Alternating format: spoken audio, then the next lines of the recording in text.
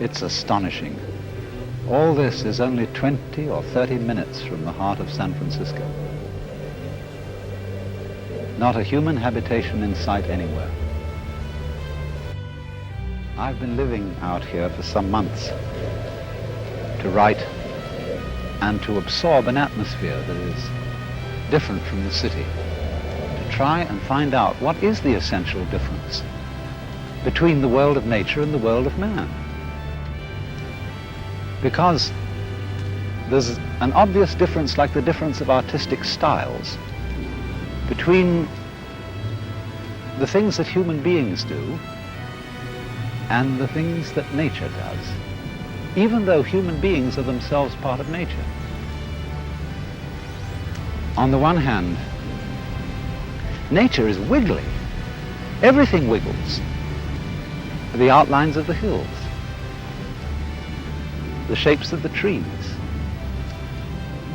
the way the wind brushes the grass, the clouds, the tracks of streams. It all wiggles. And for some reason or other, we find wiggly things very difficult to keep track of. Human beings are just as wiggly as nature, and our brains are an incredible mess of wiggles. And that's the part of ourselves that we understand least of all. Each one of us, not only human beings, but every leaf, every weed,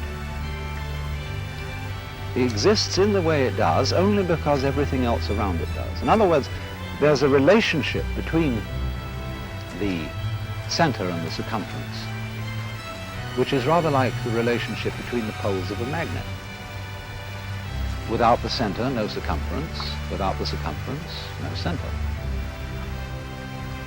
And although we say of poles that they're the poles apart, that is to say, extremely different,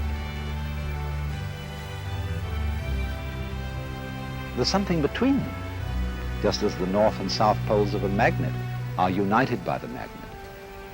So the individual and the universe are inseparable. But the curious thing is that while that's rather easy to see in theory, very few people are aware of it in an important, strong way, like one is aware of blue in blue sky or of the heat in fire. It's more of an idea than it is of a realization.